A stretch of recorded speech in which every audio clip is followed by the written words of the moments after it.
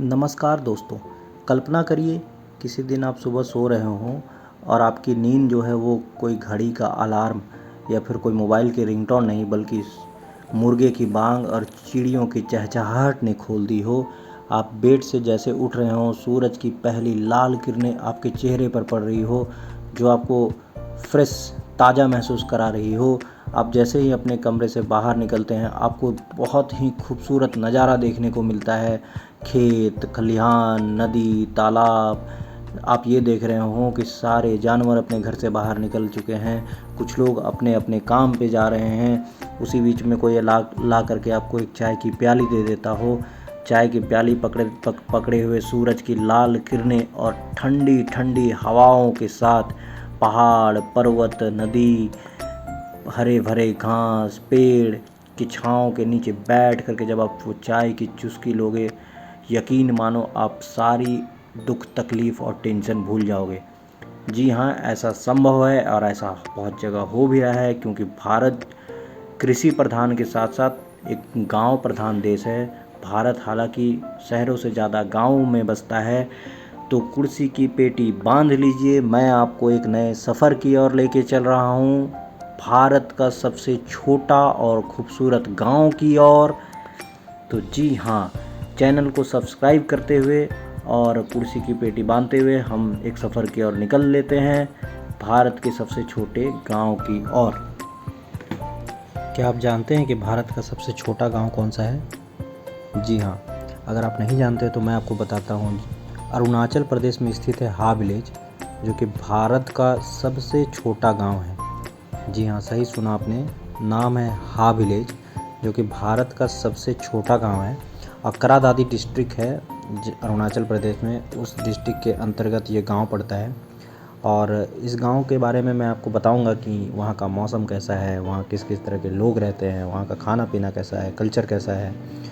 तो सबसे पहले मैं आपको बता दूं कि क्योंकि हम एक सफ़र की ओर हैं, तो अगर आप पहुंचना चाहते हो तो कैसे पहुंच सकते हो। तो डायरेक्ट ट्रेन और फ्लाइट की तो कोई फैसिलिटी है नहीं इस गांव में पहुंचने के लिए, और इवन डायरेक्ट रोड भी नहीं है इस गांव तक पहुंचने के लिए। लेकिन आपको टैक्सी की फैसिलिटी ईटानगर या जीरो इन सब जगहों से मिल जाएगी। नहर लगून से, वहाँ से आप टैक्सी या मतलब शेयर टैक्सी लेकर के आप गांव के कुछ दूरी पहले तक जा सकते हो। फिर वहाँ से आपको ट्रैकिंग करके, मतलब कहने का मतलब पैदल चल के, कुछ घंटे पैदल चल के आपको उस गांव तक पहुँचना पड़ेगा। इस गांव की ख़ास बात यह है कि जब भी कोई टूरिस्ट उस गांव में जाता है घूमने के लिए, कोई बाहर के लोग जाते हैं, तो गांव लोग बहुत ही कल्चरल, गांव वाले बहुत ही कल्चरल तरीके से उनका जो है सो स्वागत करते हैं, जो कि काफ़ी अच्छी बात है। मतलब आप जाओगे तो आपको फीलिंग आएगा कि हाँ, आप कहीं आए हो घूमने के लिए। तो बहुत अच्छे तरीके से वो अपने कल्चरल मैंने उनका जो तरीका है उस तरीके से वो स्वागत करते हैं।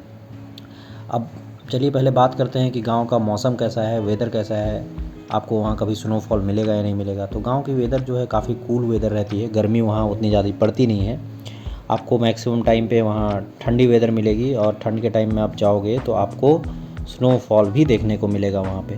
जी हाँ, सही सुना आपने, अगर ठंड के टाइम अगर आप वहाँ पे जाओगे तो आपको स्नोफॉल भी मिलेगा देखने के लिए।